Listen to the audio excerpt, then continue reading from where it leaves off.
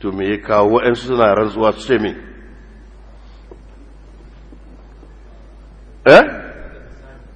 shi ne ce me ya kawo misalin na manzon Allah sallallahu alaihi wasallam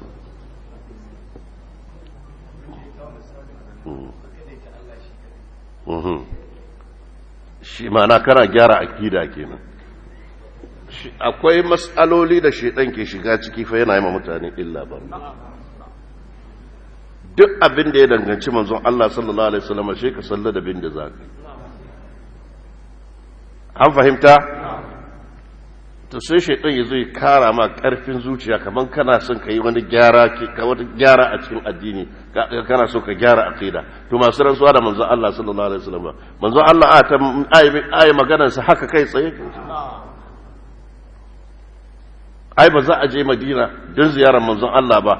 alhazai sai dai a je don ziyarar masallacin Annabi sa'an nan daga baya a je a gaida manzon Allah sallallahu alaihi wasallam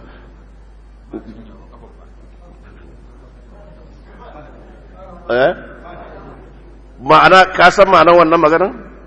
ma'ana tun daga Makka ka hada fada tsakanin alhaji da manzon Allah sallallahu alaihi wasallam don ka ce ya gudurce kar ya je da niyyar zashi ziyarar manzo Allah da ziyarar masallaci za shi duk duniyan nan kuma duk inda ka tashi za ka je Madina ba yadda za a yi zuciyarka ta kauce da manzo Allah sallallahu alaihi wasallam duk wani abin da ya samu daraja wajen Madina kanta darajar wa ta samu masallacin darajar wa ya samu rawdan kanta darajar wa ta samu to sai ka ce a'a in za ka je da niyyar zuwa ziyarar masallacin Annabi baya yiwa kana tafiya kuma zuciyarka bata ce za ka gaje ka zarci manzo Allah ba ka ce ba manzo Allah zan je ni zan je ziyarar masallaci ne kana tafiya minti 30 awa da ba manzo Allah zan je saboda an ce maka in kai haka kai shirka ba haka bane ba kuma wanda yayi haka akan cewa ba daidai bane ba shirka yayi ba an ce kar yayi kaza yayi shine yayi sabo in ka tashi da safe zuwa yamma sabo nawa kake yi to me yasa duk abin da ya danganci manzo Allah sai ga ana daukar da zafi da zafi da zafi saboda duk yadda kai shedan yana so har cikin ibada shedan yana so ya zo ma illa ne an fahimta to shi yasa shi ga ba a girman abin da ya danganci manzo Allah sallallahu alaihi wasallama ai maulidi bid'a ne ai shirka ai kaza duk wayannan maganganu da ake faɗa a'a ibn taymiya kansa sai da yace duk da cewa maulidi bid'a ne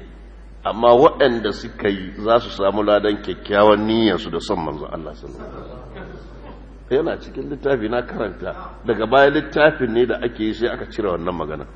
to su Hamid Faqi Imam Alim ma asar sunna na Madina suke da zafin sunna a Madina suka ce a'a ba haka nan bane an fahimta to bid'ar da ake yi a Kano sun kai guda nawa da yawa duk ba abin da ke tayar ma hankali shi bid'ar maulidi ka san abin da shedan ke nufi da wannan duk wata bid'a da ka sani a Kano ba ta tayar ma hankali shi masu yin maulidi an fahimta me yasa wannan yafi cin mara yake bata mara me yau ce to in ka ce aikin su kuskure ne ce to amma sun ce suna son manzan Allah ne kai son manzan Allah kaza amma ai kaza har yazo ya kai yana ta maganganu da yawa kowa yanzu YouTube da Facebook da social media kowa ya zama malami ke da ku ai abincin maulidi ma shi da abincin Kirista duk ɗaya ne ba ku taba ji ba